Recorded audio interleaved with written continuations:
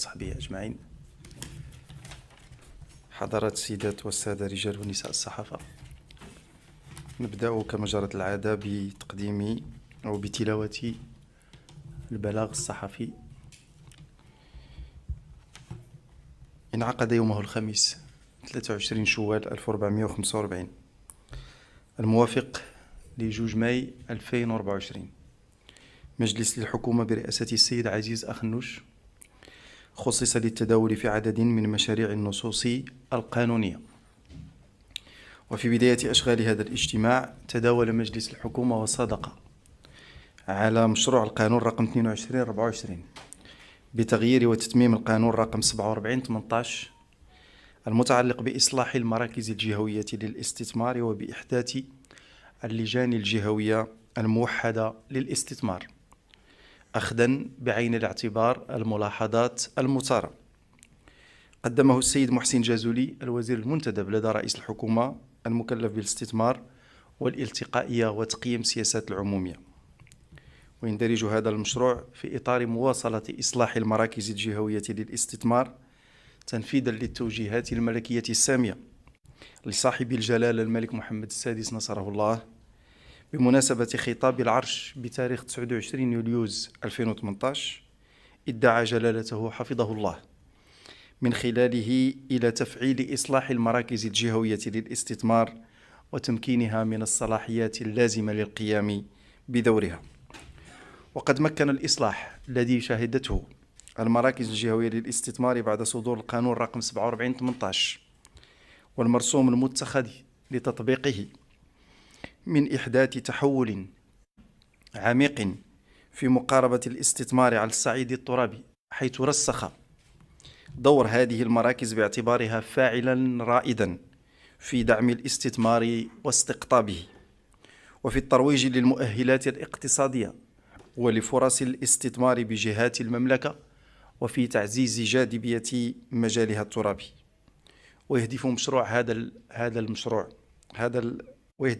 هذا الإصلاح الجديد من خلال البناء على المكتسبات والمنجزات المحققة إلى تعزيز الدور المحوري للمراكز الجهوية للاستثمار وتوسيع صلاحياتها وفقا للتوجيهات الملكية السامية المضمنة في الخطاب الملكي السامي الذي وجهه صاحب الجلالة الملك محمد السادس نصره الله في خطاب افتتاح الدورة البرلمانية لأكتوبر 2022، حيث أكد جلالته على أن المراكز الجهوية للاستثمار مطالبة بالإشراف الشامل على عملية الاستثمار في كل المراحل والرفع من فعاليتها وجودة خدماتها في مواكبة وتأطير حامل المشاريع حتى إخراجها إلى حيز الوجود. وهي التوجيهات التي يتطلب إعمالها تغيير القانون السالف الذكر رقم 47/18. ويتضمن هذا المشروع مستجدات تهم تعزيز حكامة المراكز الجهوية للاستثمار والطعون المقدمة من لدن المستثمرين ومعالجة الاستثناءات المرتبطة بمجال التعمير وتوسيع مراكز الجهوية للاستثمار. وارتباطا بمشروع المرسوم رقم 22/80 بشأن مبادئ وقواعد تنظيم إدارات الدولة وتحديد اختصاصاتها الذي قدمته السيدة غيتا مزور الوزير المنتدب لدى رئيس الحكومة المكلفة بالانتقال الرقمي وإصلاح الإدارة، فقد تمت المصادقة عليه مع تعميق بعض مقتضياته. ويندرج هذا المشروع في إطار الدينامية التي تعرفها الإدارة المغربية على الصعيدين المركزي واللاممركز، والسعي للانخراط في مسار التحديث الذي يروم مواكبة التطورات التي تشهدها مختلف مجالات التنمية، والتي تفرض على الإدارة العمومية إعادة النظر في الأدوار التي تقوم بها في إطار توزيع جديد للمهام بين المستويين المركزي واللاممركز. ويتوخى هذا المشروع وضع إطار قانوني ملائم وواضح لعملية تنظيم إدارات الدولة ينسجم مع التوجهات الملكية السامية الداعية إلى إصلاح الإدارة وجعلها أداة في خدمة المواطن والمقاولة والمستثمرين على حد سواء، وكذا مع أحكام الدستور، كما يستنبط هذا المشروع مكوناته من توصيات تقارير الهيئات الاستشارية والدستورية الوطنية، وخاصة اللجنة الاستشارية للجهوية والمجلس الاقتصادي والاجتماعي والبيئي، والمتعلقة أساسا بإعادة النظر في اختصاصات ومهام الإدارة المركزية مع التخفيف من تضخم الهياكل والبنيات الإدارية مقابل تقوية تمثيلياتها اللاممركزة، وكل ذلك في إطار تفعيل الجهوية المتقدمة واللا تمركز الإداري. كما يأتي هذا المشروع لتنزيل مقتضيات المرسوم رقم 2/17618 بمثابة ميثاق وطني للا تمركز الإداري، وتجسيدا لمضامين التصريح الحكومي في شقه المتعلق بالإدارة، الذي يرمي إلى الاستجابة لمتطلبات إدارة الدولة في إعادة تنظيم مصالحها قصد مواكبة التطورات التنظيمية والقانونية بالسرعة والمرونة التي يقتضيها تنزيل سياساتها القطاعية على المستوى الترابي وتلبية الحاجيات المتجددة للمرافق العمومية. وفيما يتعلق بمشروع المرسوم رقم 22/83 بتحديد شروط وكيفيات تعيين رؤساء الأقسام ورؤساء المصالح بإدارات الدولة، فقد تم إرجاؤه لاجتماع لاحق لمجلس الحكومة. إذن كان هذا نص البلاغ. مروا الأسئلة. تفضل. السلام عليكم. تحية طيبة سيد الوزير. هل نحن أمام ارتفاع الأسعار مجددا بعدما ألغت موريتانيا رسوم جمركية على الصادرات المغربية؟ شكرا. سيد الوزير، بهذا الإطار ديال الاستثمار الجهوي بغينا نعرفوا كيفاش الحكومة غادي ترفع النهوض بالجهة وبالجماعات المحلية، وكيفاش الجماعات المحلية تمكن باش تاخذ موارد بشرية ومالية لتحقق هذا النهوض، علما أن العالم القروي راه بدون نهوض راه الدولة الاجتماعية مرتبطة به. شكرا. شكرا. تحية طيبة. محمد فرنان تلك عربي. السؤال ديالي هو هناك من وصف الاتفاق الأخير الذي كان بين الحكومة والنقابات الأكثر تمثيلية بالمقايضة، ما ردكم على هذا الوصف؟ شكرا. والمسألة ديال النقابات، قانون النقابات، يعني لماذا لم يكن في هذا الاتفاق؟ وشكرا. مصطفى الحجري، موقع نيشان.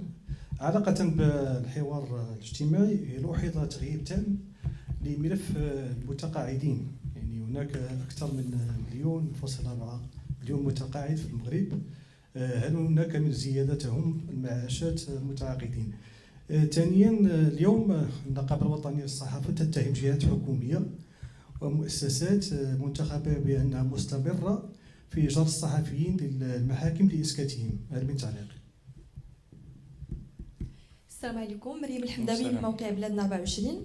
السنة الماضية الحكومة خصت دعم مالي لمستوردي الأغنام من أجل تخفيض الأسعار وأيضا من أجل الضمان ديالها بالسوق. رغم ذلك لاحظنا أن أسعار الأغنام كانت مرتفعة، بحيث أن العديد من الأسر ما استطاعتش أنها تشري خروف العيد. فهذه السنة أيضا الحكومة كتخصص دعم مالي لمستوردي الأغنام. فما هي الضمانات اللي كتقدمها الحكومة من أجل عدم السقوط في نفس الأمر؟ شكرا. شكرا. تحية طيبة سيد الوزير. سؤالي على الحوار الاجتماعي ضمن المخرجات ديال المحضر الاتفاق اللي تم التوقيع عليه في هذا الأسبوع هذا هو الرفع من الأجور وتخفيض الضريبة على الدخل بما يمثله هذه المكتسبات الشغيلة من تحملات إضافية على خزينة الدولة. كيفاش كتخطط الحكومة للوفاء بهذه الالتزامات ديالها، وكيفاش كتخطط لتعبئة الموارد المالية الكفيلة بذلك؟ شكرا. شكرا على الأسئلة المطروحة. إذا فهمت كاين تقريبا 3 الأسئلة حول موضوع الحوار الاجتماعي، ثم هناك بعض الأسئلة المرتبطة بموضوع يعني بعض المواضيع كميثاق الاستثمار.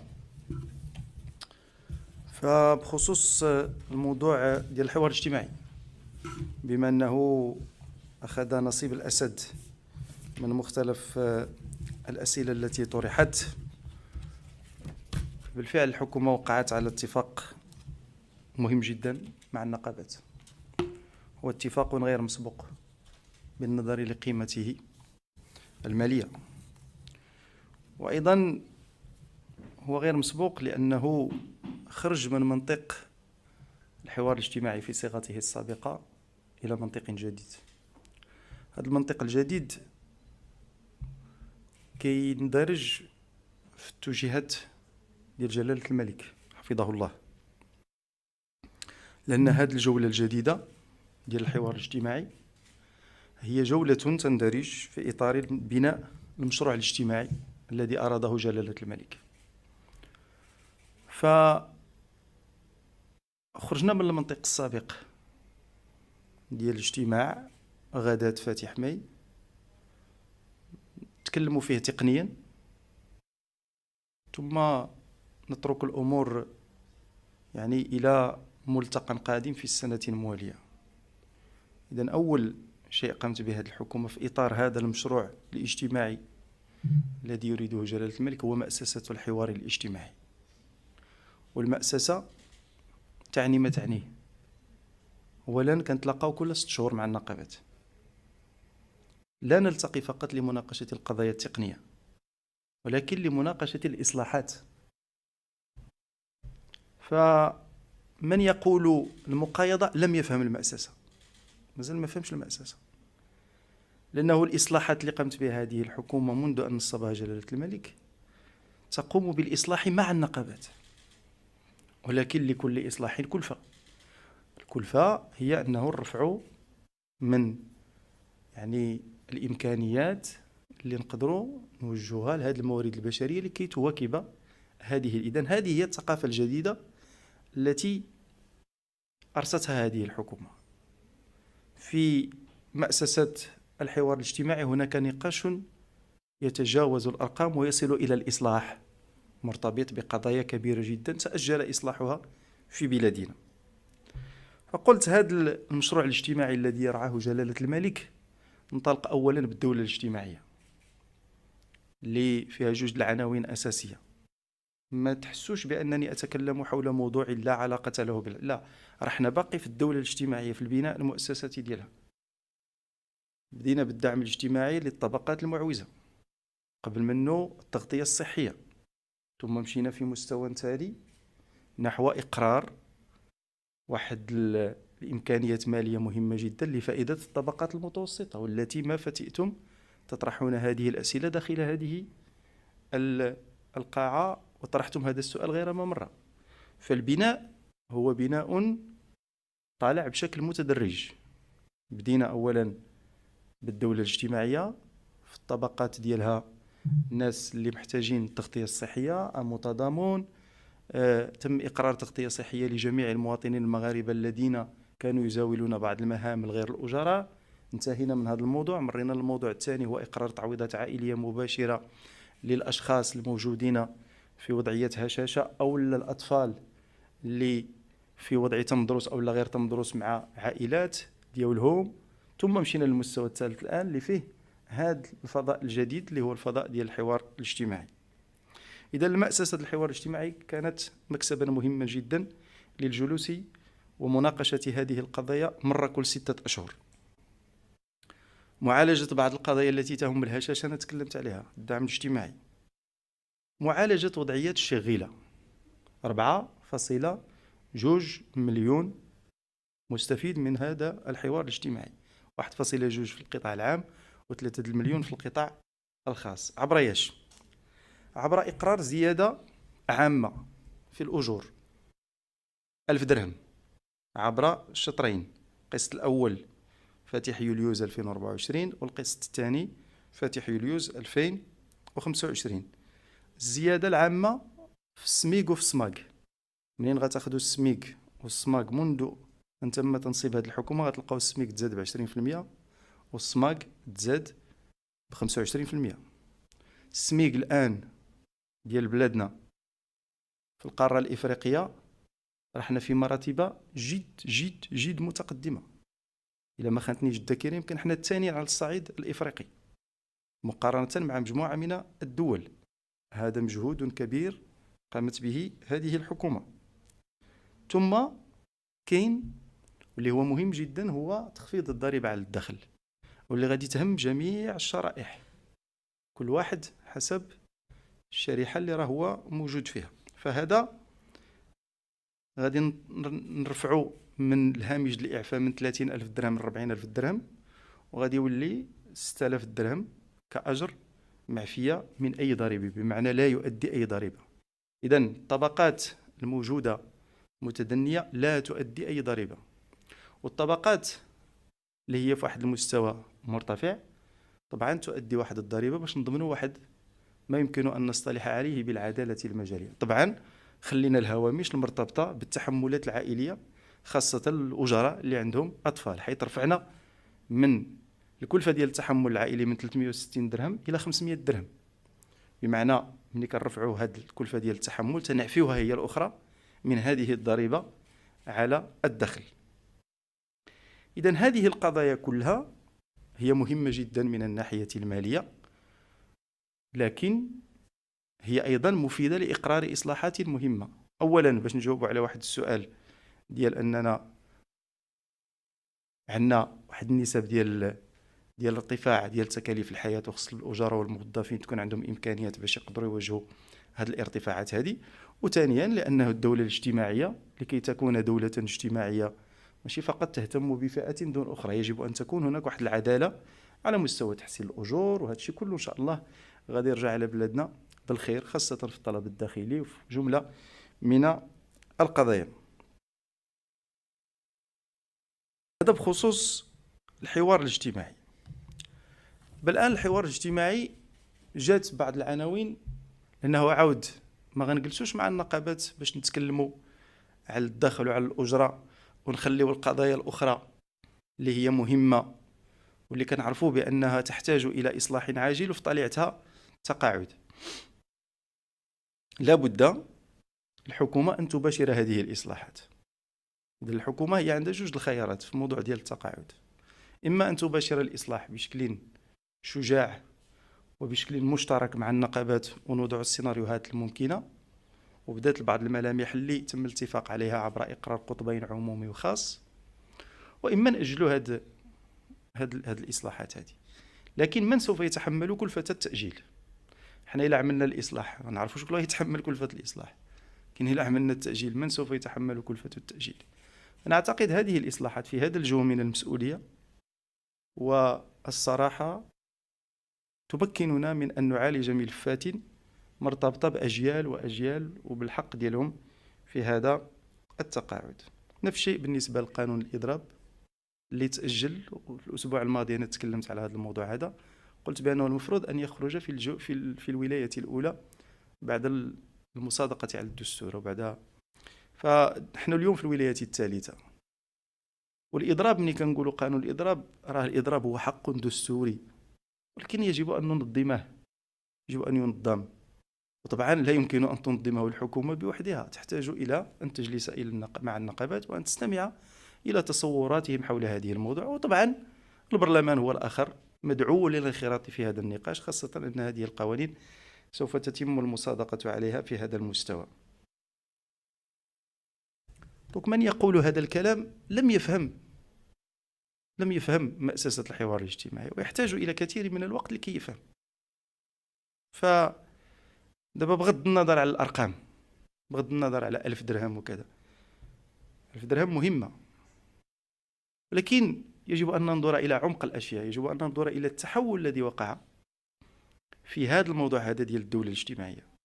الإصلاح إلى جانب الشركاء، الإصلاح مع الفرقاء، والإمكانيات المالية اللي تكلمت عليها الأستاذة مريم. هذه الإمكانيات المالية يتم ما كاين القدرة باش يتم تدبيرها، لكن منين كتشوف الواقع ديالها في المجتمع، أنه ما يمكنش تعمل دولة اجتماعية ب25 مليار وتوصل للأفق 29 مليار في 2026 وتعطل ورش مهم اللي هو ديال الحوار الاجتماعي. هذه السرعات يجب أن تنطلق بشكل متوازن هذا هو اللي غادي يضمن التوازن ديال المجتمع. الطبقة المتوسطة ماشي فقط هي طبقة في المجتمع، لا، طبقة حاملة لقيم. وهذه الطبقات الآن المعوزة بالدعم الاجتماعي سوف تتحول هي الأخرى أن تساهم بشكل لا يقل عن مساهمة الطبقة المتوسطة في حمل القيم الوطنية والدينية وكذا، وهذا مهم جدا لبلادنا. أنا موضوع ديال الأغنام تكلمت عليه الأسبوع الماضي، كان الرجوع الجواب. الحكومة تسخر كل الإمكانيات الممكنة عبر إقرار هذه الميكانيزمات وهذه الآليات لكي نعالج وضعيات، لكي نعالج مشكلات كنشوفوا بأنه مع تكثيف الاستيراد يمكن أننا نتدخلوا، يكون التدخل ديالنا ذا جدوى في المجتمع. بخصوص التضخم والمعالجة ديال التضخم، دابا حنا كنتكلموا غير في الإجراءات اللي كتقوم بها الحكومة لمواجهة واحد التضخم كاين، ولكن يجب أن نفكر وأن نطرح الأسئلة شنو هي الأمور اللي كتقوم بها الحكومة قبل بعدما نوصلوا للمستوى ديال هي المنتجات النتجات واش فيها التضخم ولا ما فيهاش. فالقطاعات المعنية خاصة في ظل هذا السياق اللي تنعرفوه ديال قلة التساقطات المطرية، يتم العمل على تكثيف وتوسيع المجالات المسقية اللي كتهم إنتاج هذه المواد الأساسية اللي كتدخل يعني في الاستهلاك ديال المواطنين. 10 المليار ديال السنة الماضية و10 المليار ديال هذه السنة، 20 مليار ديال الدرهم. الهدف منها هو ندخلوا عاوتاني مرة أخرى في المدخلات لكي تنخفض. في الأول بعدا كنتدخلوا غير باش يكون الإنتاج، ثم كنتدخلوا باش نهبطوا من التكاليف ديال التضخم، ثم نتدخل في مستوى ثالث على مستوى التسويق، ملي كنديروا داك الدعم المخصص للشاحنات وكذا، واللي بلغات القيمة ديالو بالمناسبة 8 المليار ديال الدرهم. فمني كتاخذ لا شين كلها، من لا شين دو ديستريبيسيون حتى لا شين دو كوميرسياليزاسيون، كلها كتلقاها بأنه فيها تدخل حكومي من أجل مواكبة هذه هذا. والحكومة راه تراقب وكتشوف، وكل ما احتاج الأمر تدخلات أخرى سوف تقوم بها باش نحافظوا على هذا المستوى هذا اللي احنا فيه. تقاعد، ما قامت به الحكومة في الموضوع ديال التقاعد، خاصة في الشق ديالو المرتبط به، لأنه دابا الآن التقاعد نميزو بين جوج المستويين. نميزو بالمستوى ديال التقاعد اللي الإصلاح ديالو نحن الآن نشتغل على التصور، ونميزو بين المستوى الآخر شنو قامت الحكومة، التدخلات اللي قامت الحكومة بمعالجة جملة من الإشكالات على مستوى لا SNSS، واللي منذ إقرار هذا الورش ديال الحماية الاجتماعية راه تم القيام بإصلاحات عميقة جدا. ونعطي مثال: تخفيض من نسبة المساهمة من 3240 تقريبا يوم إلى 1300، واللي تمت المصادقة عليها في الأسبوع الماضي عبر قانون ستتم المصادقة عليه إن شاء الله في البرلمان. هذه راه من النقاط التي لطالما طلبت بها النقابات. دابا الآن 1340 يوم من حقه أنه يستافد من المعاش ديال الشيخوخة، وقل منه من حقه أنه يأخذ لي كوتيزاسيون ديالو. هادشي ما كانش، هادشي ما عمره ما كانش. الزيادات اللي تعملات للمتقاعدين اللي عندهم منخرطين في لا SNSS تتراوح ما بين كل. فالموضوع ديال التقاعد انا عطيت غير جزء مرتبط بلا SNSS. الموضوع ديال التقاعد الحكومة تباشره من هذا المنطق ديال طبعا تدبير واحد العلاقات مع الفرقاء، لكن في مجال استحضار مختلف العناصر اللي مرتبطة به. شكرا لكم.